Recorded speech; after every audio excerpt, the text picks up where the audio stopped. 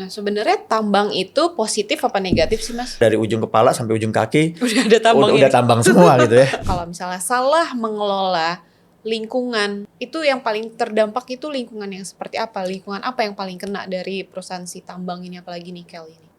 Salah satunya air ya. Perusahaan mana yang sudah menerapkan regulasi pemerintah ini dengan tepat? Di nikel kita punya Harita ya di Pulau Obi. Bisa dibilang lebih aman wet tailing atau dry tailing? Dry tailing ya, karena dia lebih mudah dibentuk. Kalau secara cost?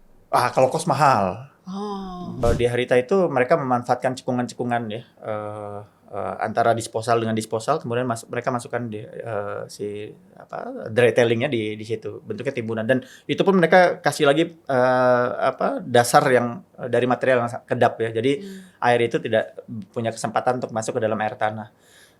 Dan nanti air itu air yang hujan kan dia meresap tuh ke dalam dry tailingnya.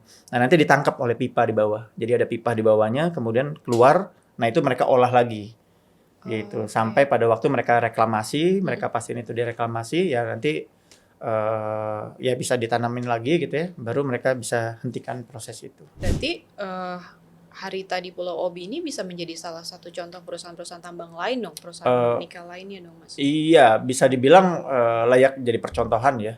Harita termasuk yang the best lah ya di Indonesia, dan layak diberikan apresiasi.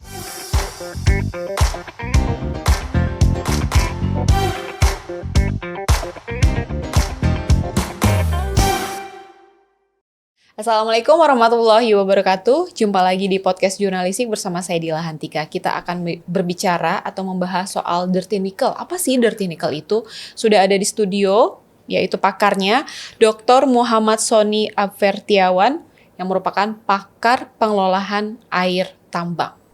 Mas Sony, apa kabarnya, Mas? Alhamdulillah baik. Gimana Selamat kalau siang? Kalau kita bicara soal tambang, gimana nih, Mas, kondisi tambang di Indonesia kalau gambarannya Mas Sony? Sekarang tambang lagi rame ya, apalagi terlebih dari setelah kejadian musibah di Sumatera Aceh. Isunya semakin ramai sekali tentang tambang, dan semua orang mempertanyakan dampak dari keputusan kita untuk melakukan atau mengembangkan industri tambang kita. Nah, sebenarnya tambang itu positif apa negatif sih, Mas? Oh ya, positifnya gimana, negatifnya gimana? Kalau pandangan Mas Sony nih? Ini pertanyaan yang berat sebetulnya.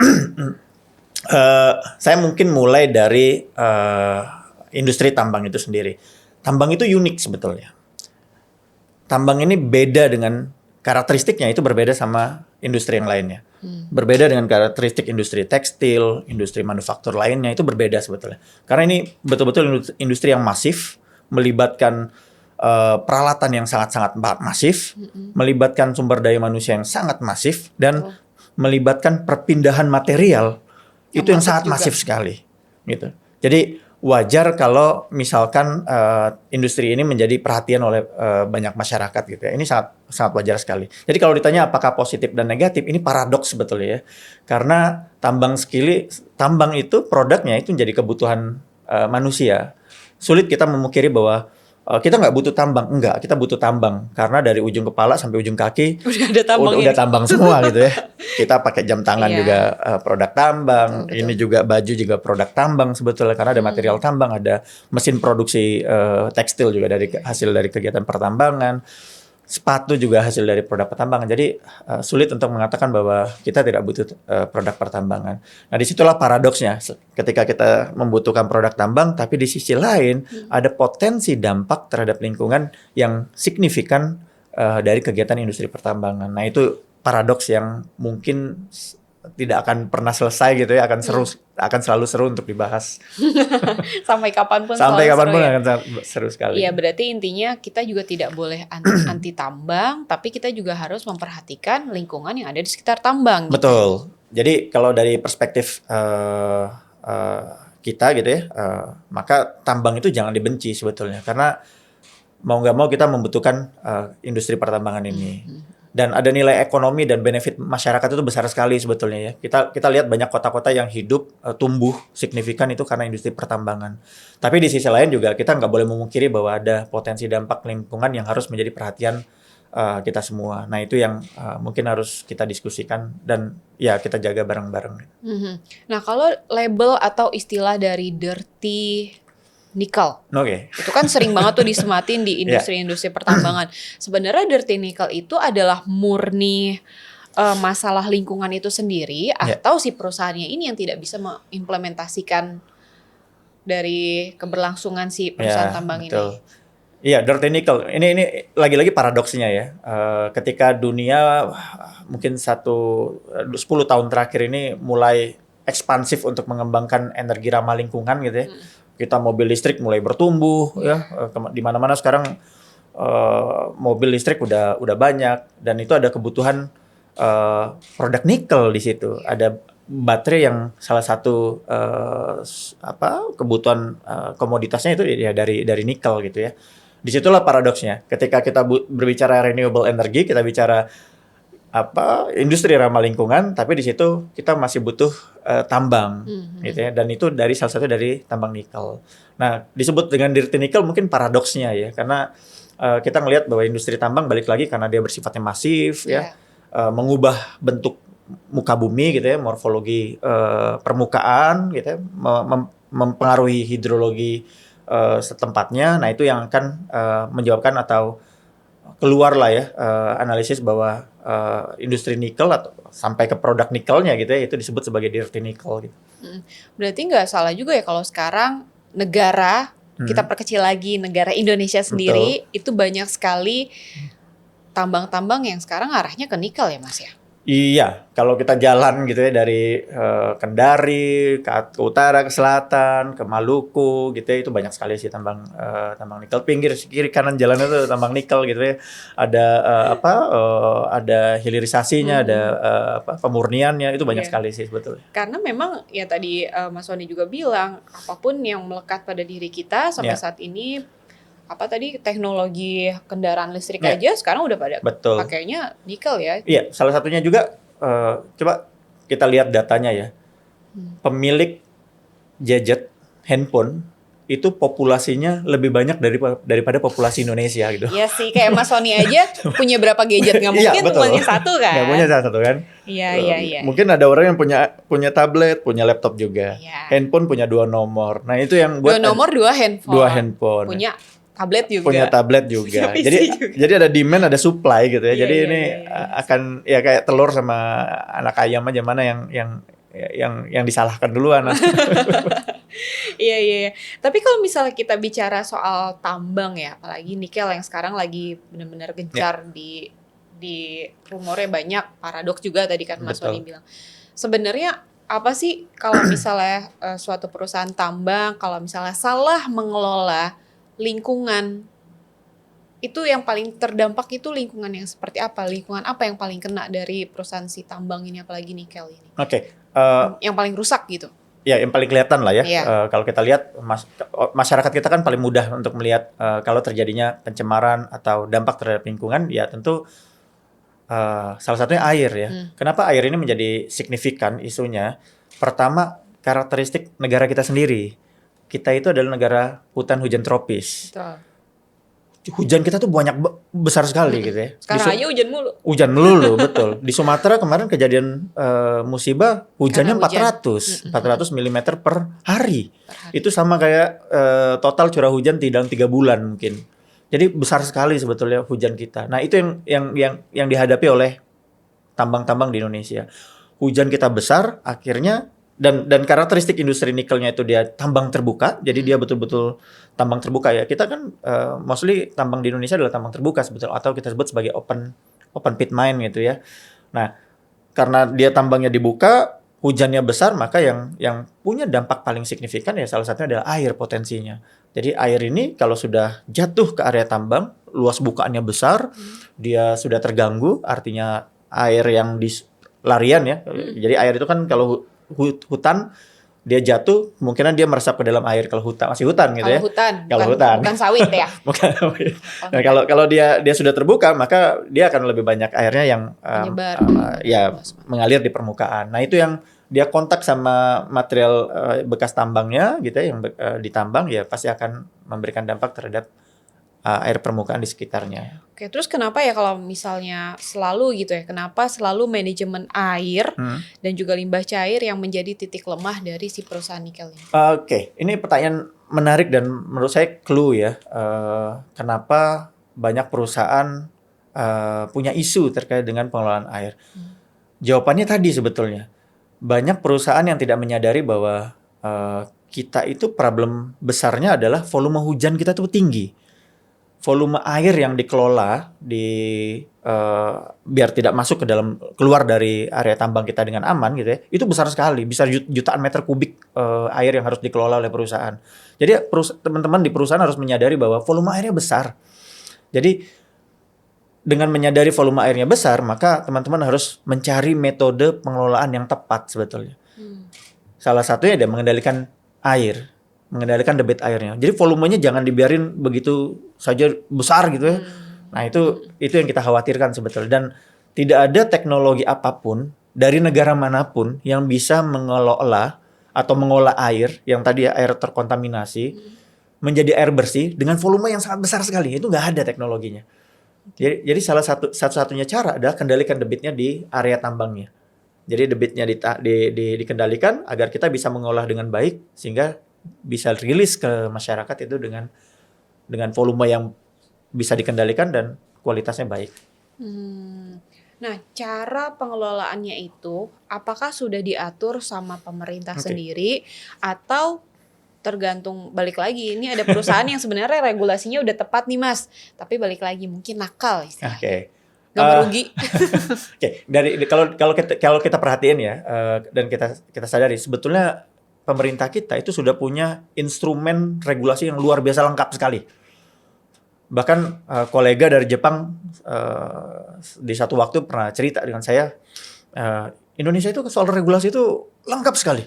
Saking lengkapnya. Lengkap sekali. Tapi problemnya di kita itu adalah implementasi dari regulasinya yang lemah sebetulnya. Nah, mungkin udah tebel Mas regulasinya, tapi yang diterapin cuma sedikit doang. Betul, itu yang kadang-kadang jadi problem juga gitu ya. Nah, uniknya lagi regulasi kita itu ya, bahkan di undang-undang lingkungan kita itu membuka ruang untuk penerapan pengelolaan lingkungan berdasarkan perkembangan ilmu pengetahuan. Gimana? Berdasarkan ilmu pengetahuan. Jadi lebih fleksibel gitu ya. Regulasi kita itu sebetulnya mempersilahkan jika ada perkembangan teknologi itu bisa dipakai. Jadi begitu adaptifnya regulasi kita sebetulnya gitu loh. Jadi nggak ada alasan sebetulnya buat teman-teman di industri untuk menerapkan atau mencari tahu dan menerapkan teknologi-teknologi yang bisa mengendalikan tadi ya isu khususnya terkait dengan air tambang. Berarti ABS regulasi kita. Enggak juga sih sebetulnya, kita harus apresiasi ya teman-teman, pemerintah itu sudah buat regulasi sebetulnya udah baik ya. Cuman ya memang challenge-nya adalah bagaimana cara membantu perusahaan untuk menerapkan regulasi yang sudah dibuat. Kita punya regulasi namanya Permen LHK nomor 5 tahun 2021. Itu scientific sekali sebetulnya. Salah satu regulasi yang menurut saya harus saya apresiasi itu cukup sangat saintifik gitu ya. Nah, tapi tadi menerjemahkan bahasa regulasi ke bahasa teman-teman di lapangan, nah itu yang mungkin perlu ada jembatannya sebetulnya. Benar-benar. Berarti kalau misal suatu perusahaan tambang itu sudah mengikuti regulasi, bisa dipastikan kemungkinan kecil itu dampaknya terhadap lingkungan dan juga masyarakat itu bisa dibilang bisa diminimalisir gitu ya Mas? Betul. Salah satu contoh konkret atau menurut Mas Wan ini, perusahaan mana yang sudah menerapkan regulasi pemerintah ini dengan tepat sehingga meminimalisir tuh yang namanya dampak-dampak negatif ke masyarakat, baik itu tadi ke lingkungan, air terutama. Ya, saya pikir sekarang banyak ya perusahaan yang sudah berani untuk membuat diferensiasi atau membuat perbedaan lah ya, menggunakan teknologi atau pendekatan pengelolaan yang berbeda dibandingkan mungkin 10-20 tahun yang lalu gitu ya. Saya pikir banyak lah ya di batubara kita punya ada Kaltim Primakol, di emas juga salah satu yang Agenco saya kenal salah satu yang menerapkan pengelolaan air yang baik gitu ya.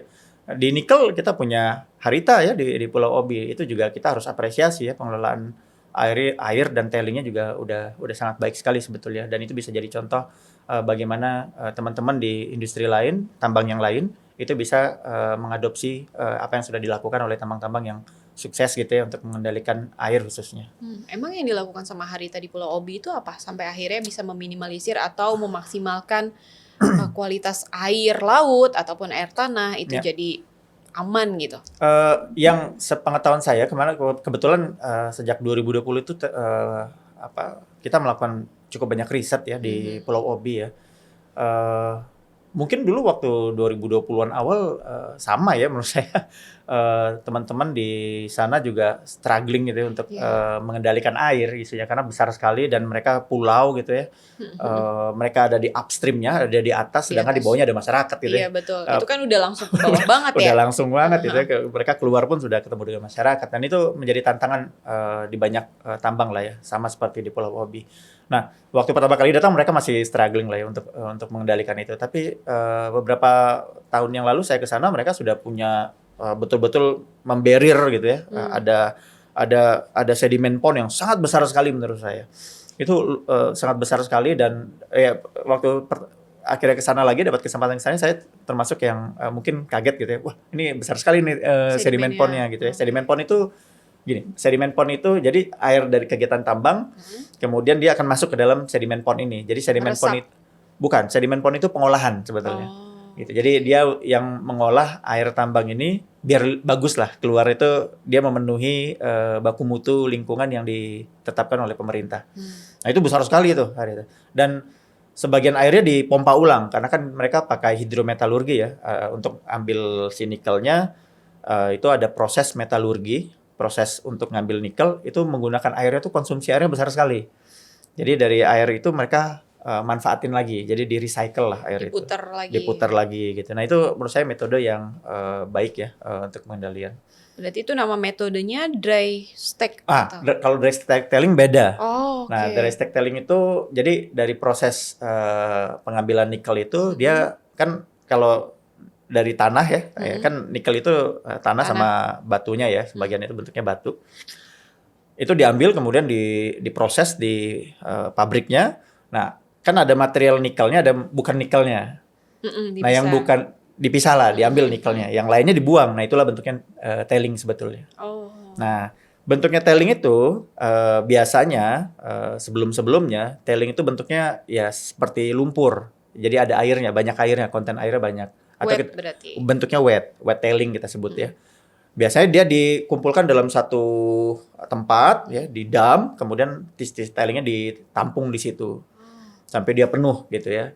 Nah, di Pulau Obi itu tidak seperti itu. Nah, mereka mulai menerapkan yang kita sebut sebagai dry stack tailing. Dry stack tailing tadi itu tadi yang lumpur mengandung padatan ya. Itu padatannya dipisah, airnya dipisah, air dan padatannya dipisah. Jadi dan padatannya itu dipres lagi tuh, ada mesinnya. Dipres sampai airnya keluar semua. Nah, nanti tinggal padatannya kan. Nah, padatannya itu akan masuk ke area timbunan. Gitu. Jadi lebih hemat tempat gitu ya dan mengendalikan materialnya lebih mudah buat mereka dibandingkan dengan wet tailing. Kalau wet tailing kan mereka harus buat dam besar ya.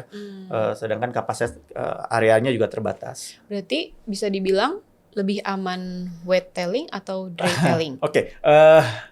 Secara general ya nih, secara general ya mungkin dry tailing ya karena dia lebih mudah dibentuk dan dia bentuknya seperti timbunan biasa. Kalau secara cost?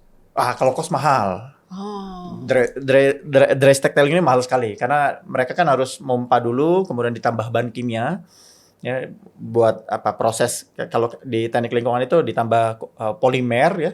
Kemudian biar dia menggumpal, kemudian dipres tuh. Sama kayak tadi saya ceritakan seperti sari kelapa kemudian dipres ya untuk diambil santannya gitu.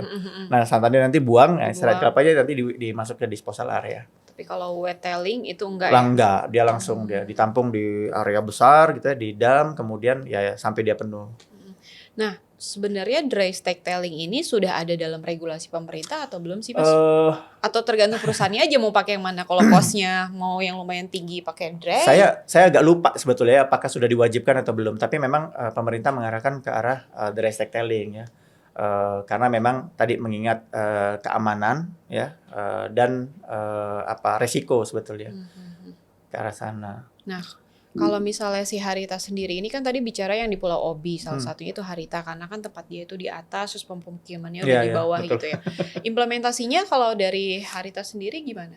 Kalau yang Mas Sony lihat? Eh, Menurut saya bagus ya karena di Harita itu mereka memanfaatkan cekungan-cekungan ya antara disposal dengan disposal, kemudian mereka masukkan di si apa dry tailingnya di situ, bentuknya timbunan, dan itu pun mereka kasih lagi dasar yang dari material yang kedap ya, jadi air itu tidak punya kesempatan untuk masuk ke dalam air tanah.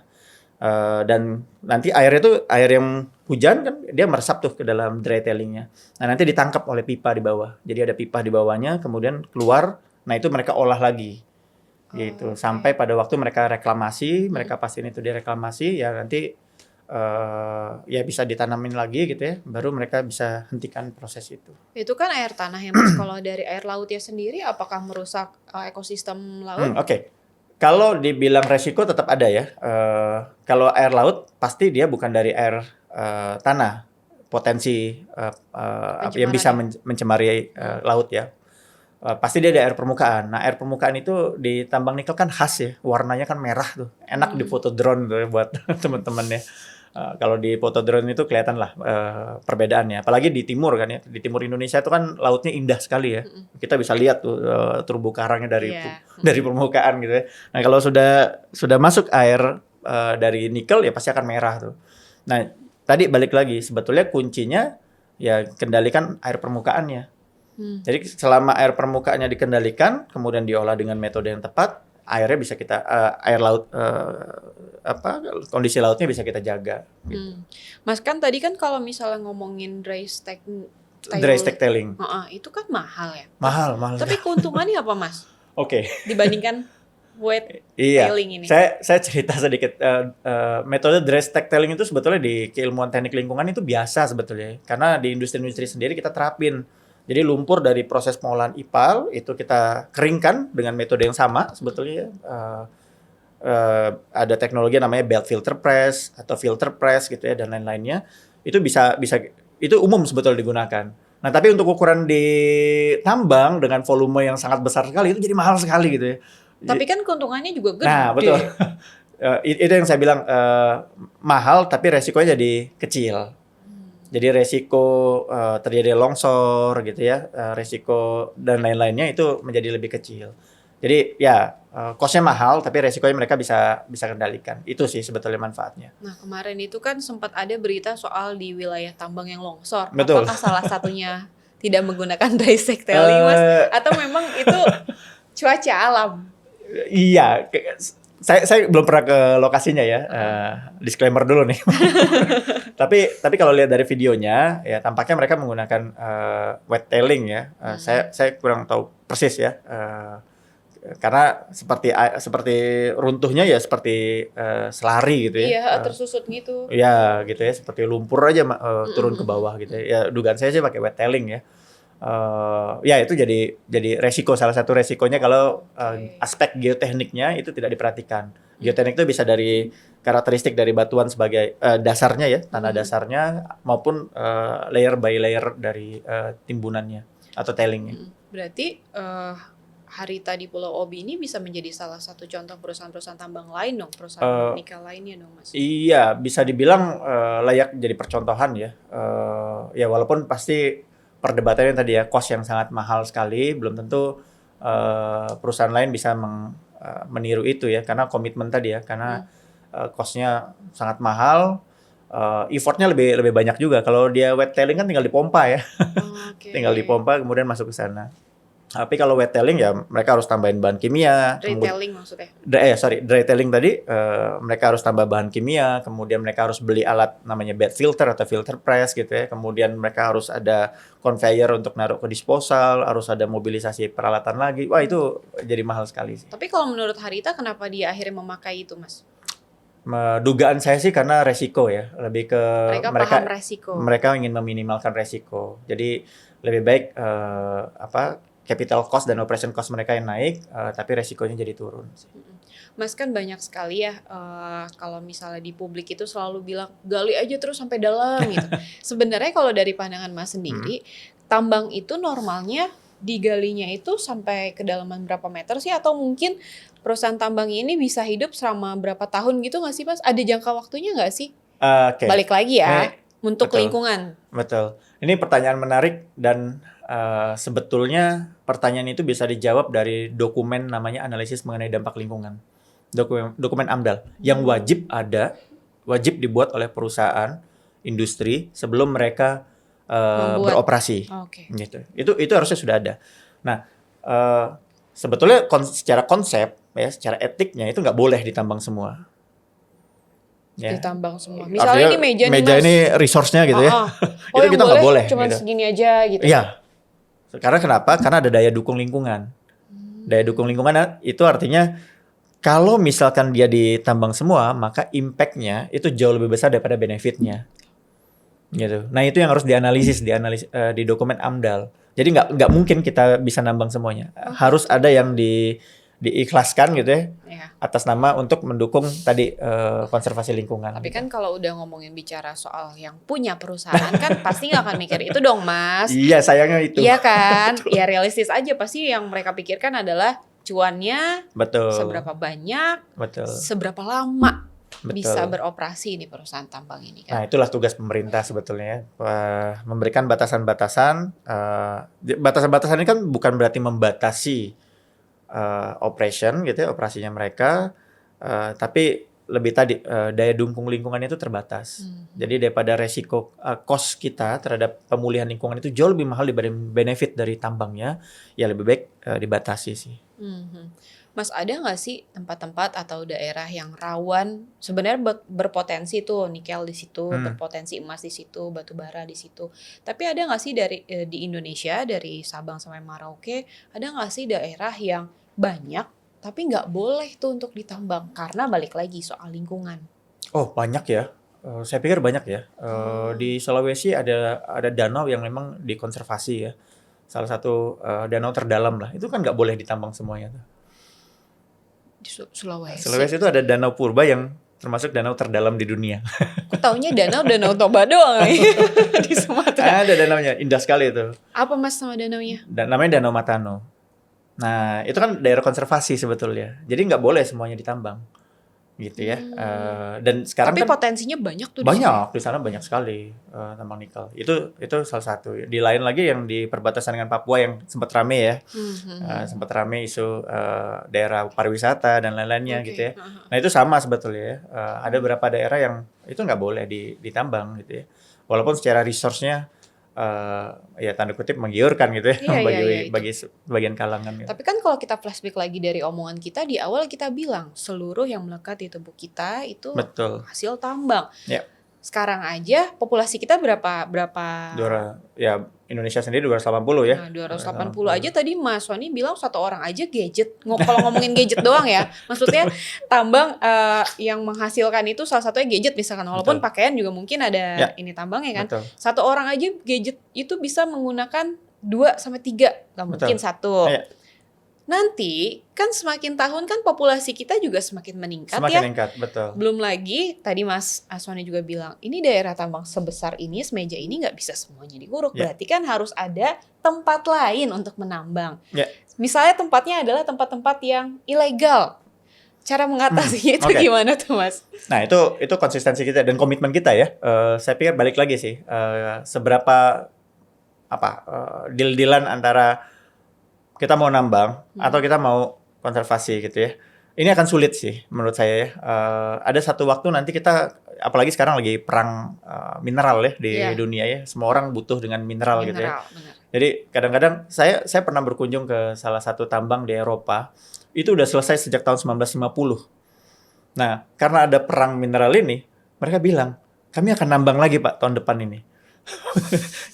itu bisa bayangin, masyarakatnya udah bertumbuh di situ ya, udah banyak masyarakatnya, jalan rayanya udah mewah gitu, udah bagus, tapi mereka bilang ini akan kita tambang lagi. Nah, ini tergantung sebetulnya tergantung sama kitanya sebetulnya. Kita lebih mengedepankan aspek lainnya atau tetap kita mau mengkonservasi mengambil produk tambangnya, komoditasnya, atau seperti apa. Nah, itu menurut saya sih pasti akan dilematis.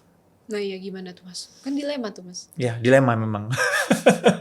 Iya, agak sulit ya menjawabnya ya. Kemungkinannya ada dua kemungkinannya. Pemerintah akan tetap mempertahankan atau berhenti untuk menggali lebih jauh lagi. Kemungkinan duanya ya akan digali lagi karena sudah keterbatasan. Makanya kan disebutnya sebagai non-renewable energy ya. Bukan energi yang bisa terbarukan. Jadi pasti akan digali lagi dengan segala konsekuensi yang harus kita tanggung. Maka Berarti pengelolaan lingkungannya akan lebih challenging lagi. Nah iya, yang nanggung nanti kan anak cucu kita tuh Mas. Itu ada contohnya. Ada contohnya sebetulnya. Contoh gini. 10 tahun yang lalu kita belum pernah punya pikiran tambang nikel limonite. Jadi ada dua kan tambang nikel itu ya. Sumbernya ya. Ada saprolite yang konsentrasinya tinggi, ada limonite yang konsentrasinya rendah. Limonite 10 tahun yang lalu itu nggak ada yang mau nambang. Limonite itu tuh kayak tanah tuh. Makanya dulu sebelum program hilirisasinya pemerintah, sebutan secara harfiahnya tuh ya jual tanah air tuh. Dalam arti sesungguhnya gitu. Karena yang diekspor itu adalah tanah gitu. Tanah nikel gitu. Nah, tapi kan itu dulu, sekarang ya, sejak hilirisasi. Kalau dulu nggak ada yang mau. Di salah satu perusahaan besar nikel, ya sekarang BUMN gitu ya, itu jadi disposal, ditaruh di disposal area. Jadi area timbunan. Jadi dianggap sebagai waste, limbah. Gitu loh. Tapi sejak kita punya teknologi untuk merecovery konsentrasi rendah, ditambang lagi. jadi tadi ada kebutuhan dan itu paradoks pertambangan sih. Mas kalau kita balik lagi soal Harita, kan kalau misalnya kita lihat operasional Harita ini kan berarti sudah tersertifikasi, sudah menggunakan pemantauan yang real time juga, sudah menggunakan salah satu dry stack tailing juga. Bisa dibilang nggak sih Harita ini merupakan salah satu perusahaan tambang yang nggak bisa tuh yang namanya dicap dirty nickel? Sepanjang pengetahuan saya ya, dari kegiatan jalan-jalan sekali penelitian di banyak tambang nikel ya, saya bilang Harita termasuk yang the best lah ya di Indonesia dan layak diberikan apresiasi. Karena tadi saya melihat betul perubahan dari tahun 2020, 2023, 2024, 2025 kemarin gitu ya. Itu effort atau kerja keras mereka untuk terus improve gitu ya. Yang paling penting itu kan continuous improvement sebetulnya. Perusahaan melakukan kesalahan wajar lah. Wajar sekali sebetulnya. Tapi yang penting itu ketika melakukan kesalahan berulang nggak gitu ya. Maka continuous improvement itu penting. Nah, Harita itu termasuk yang menurut saya harus kita berikan apresiasi karena dia konsisten untuk melakukan continuous improvement. Ya, salah satunya ya dry stack tailing. Tadi yang saya bilang ada sediment pond yang namanya TG2 itu besar sekali itu. Kalau ke sana itu jadi Sumarekon lah ya. Oh iya, itu besar sekali. Besar sekali sebetulnya untuk ukuran sediment pond ya di tambang itu cukup besar sekali. Walaupun cost-nya juga besar. Cost-nya besar sekali. Tapi kan realistis ya karena mereka menghasilkan air tambang karena areanya luas, air tambang mereka besar, volumenya ya mereka harus bangun itu. Nah, komitmen itu yang sebetulnya harus dimiliki sama semua tambang. Sadar bahwa air yang dikelola itu volumenya besar sekali. Negara kita negara tropis. Nah, banyak perusahaan itu yang tidak sadar atau mungkin tidak mau tahu bahwa air kita tuh volumenya besar, akhirnya mereka bangun sediment pond tuh kecil-kecil. Jadi ketika hujannya besar, ya udah numpang lewat aja dia. Langsung ke masyarakat. Berarti bisa dibilang bisa menghapus stigma dari dirty nickel itu ya? Sebetulnya ya bisa kita bilang bahwa ya best practice-nya udah dijalankan ya. Kalau disebut sebagai dirty nickel karena difoto dari drone bukannya luas ya, semua tambang seperti itu. Nggak ada tambang di dunia ini yang foto dari atasnya hijau-hijau gitu. Ya itulah karakteristik tambang yang harus kita telan mentah-mentah, pahit-pahit gitu ya. Bahwa karakteristik tambang ya seperti itu. Oke.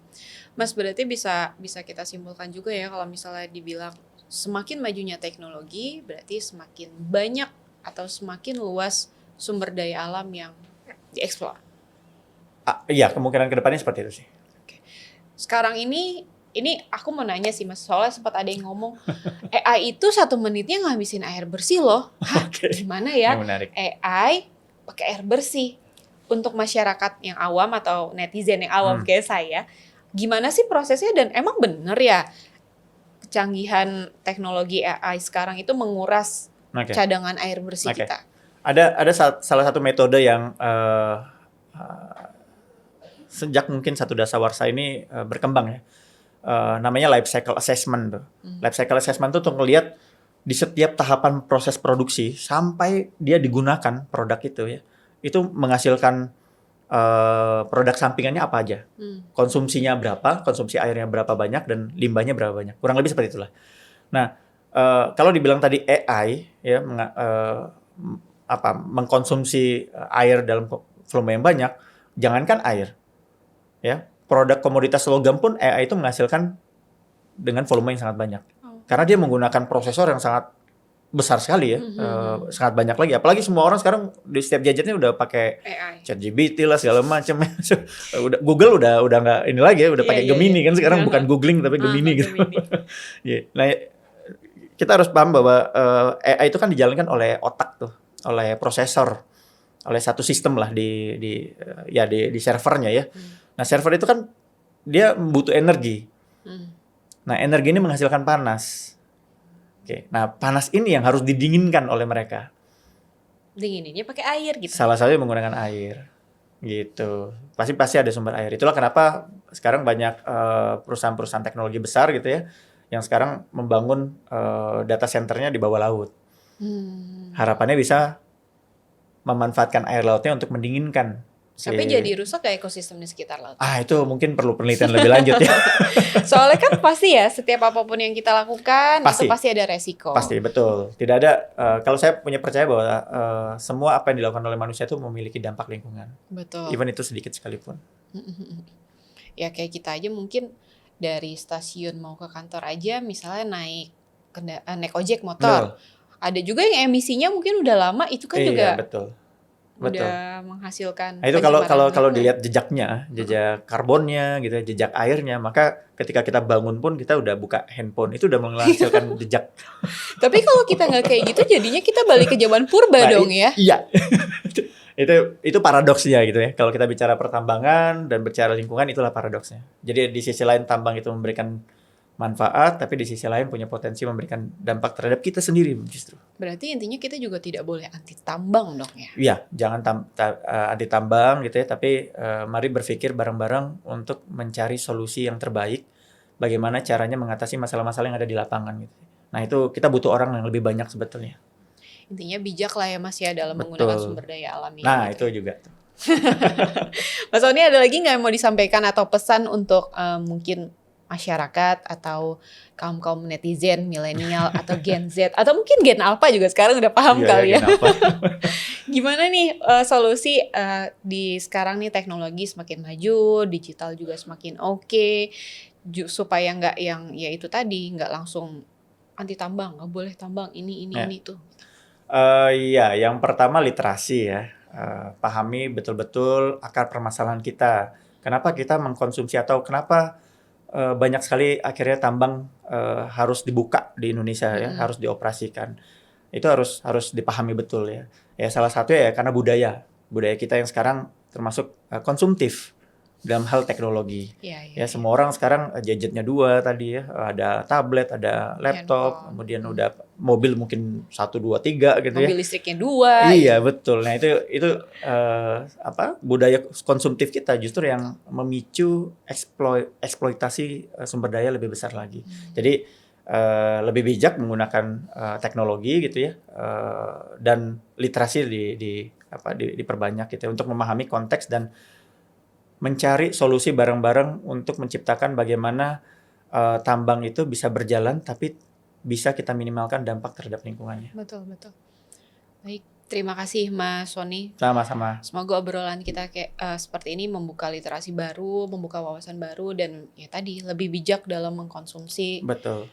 Segala sesuatu yang ada di alam ya. Karena kan biar bagaimanapun dampaknya ya nanti ujung-ujungnya yang merasakan kita, anak cucu kita. Betul sekali. Terima kasih Mas Sony atas waktunya. Semoga ini menjadi pengalaman baru untuk kita. Dan itu tadi kawan inilah podcast jurnalistik bersama Dr. Muhammad Sony Abfertiawan selaku pakar pengelolaan air tambang. Dan sampai jumpa di podcast jurnalistik selanjutnya. Saya Dila Hantika, pamit undur diri. Wassalamualaikum warahmatullahi wabarakatuh.